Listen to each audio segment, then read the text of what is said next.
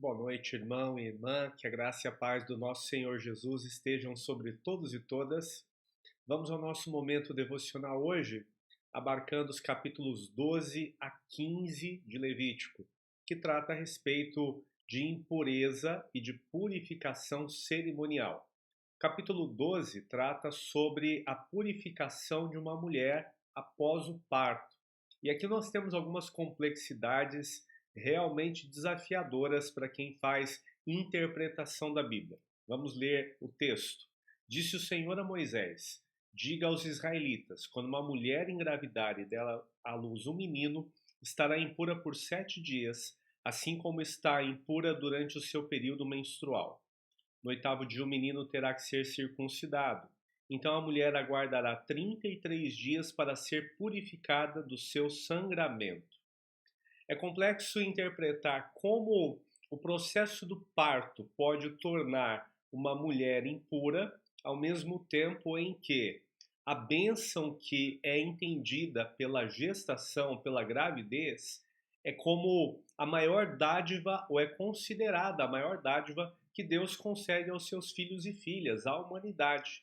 Então, como conciliar a bênção da gestação e do nascimento de uma criança com a impureza? Aqui nós temos um desafio realmente grande, mas provavelmente essa questão se resolve pela questão de como era enxergado e de como Deus estava ordenando o povo de Israel lidar com o sangramento. Não era o parto em si o problema, mas sim o sangramento e a contaminação advinda daí. Também a segunda questão complexa deste texto sobre a purificação da mulher depois do parto é que o total de tempo em que a mulher estaria considerada impura seria 7 dias mais 33 dias, 40 dias no total, no caso de nascer um menino. Nascendo uma menina, o período total seria de 80 dias, portanto, o dobro. E qual é a explicação para isso? Alguns interpretam que, no caso da mulher, o período da purificação, o nascimento de uma menina, o período de purificação seria maior pelo fato de que esta menina teria no futuro também fluxo de sangue, o fluxo menstrual.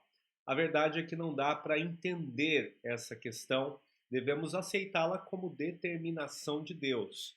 No capítulo 13, nós temos os ensinamentos, a lei acerca da lepra. Veja comigo o texto.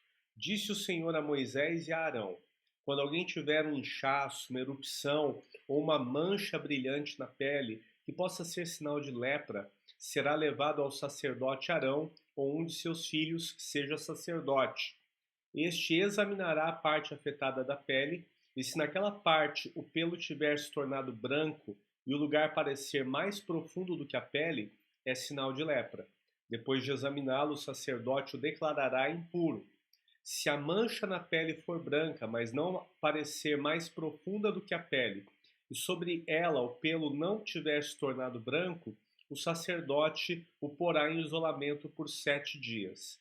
No sétimo dia, o sacerdote o examinará e, se verificar que a parte afetada não se alterou nem se espalhou pela pele, o manterá em isolamento por mais 7 dias. Ao sétimo dia, o sacerdote o examinará de novo e, se a parte afetada diminuiu e não se espalhou pela pele, o sacerdote o declarará puro. É apenas uma erupção. Então, ele lavará suas roupas e estará puro. Bem, aqui o regulamento quanto à lepra é um pouco mais complexo, porque esta doença, atualmente conhecida como hanseníase, é uma doença infecciosa, uma doença socialmente complexa de se lidar, e no passado, nos dias em que Israel estava recebendo esta lei de Deus, a lepra era também vista como uma punição de Deus em relação a quem comete determinados pecados. E por isso o leproso deveria ficar totalmente isolado da comunidade. Alguém que tivesse lepra não poderia ter convivência social e convivência religiosa na comunidade de Israel. Além da questão da lepra, o texto também fala sobre ferida purulenta no versículo 18, sobre queimadura de pele, mancha avermelhada, ferida na cabeça ou no queixo, no versículo 29, e também o que deveria ser feito para a purificação.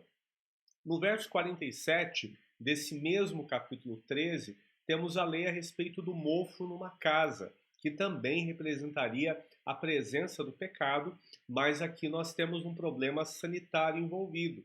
O sacerdote deveria ir até a casa, examinar e também fazer um ritual de purificação.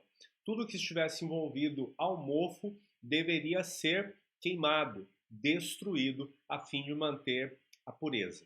Capítulo 14, nós temos a determinação de Deus, a legislação a respeito de como a lepra deveria ser declarada purificada quando alguém estivesse nessa condição. Veja comigo o texto a partir do verso 1. Disse também o Senhor a Moisés: esta é a regulamentação acerca da purificação de um leproso. Ele será levado ao sacerdote, que sairá do acampamento e o examinará.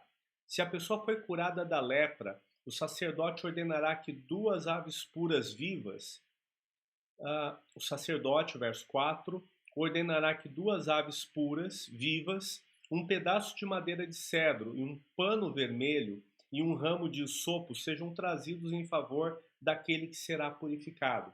A partir do versículo 5, nós temos o procedimento sendo executado com estes itens.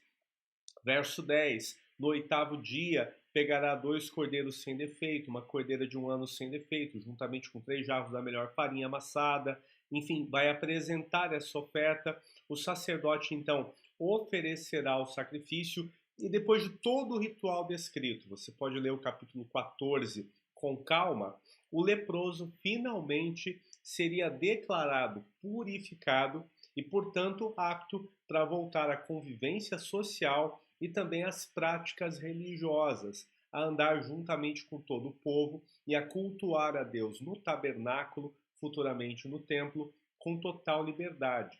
Da mesma forma, a partir do verso 33, temos as prescrições a respeito da purificação de uma casa, de um imóvel, uma vez que houvesse ali mofo, o que deveria ser feito.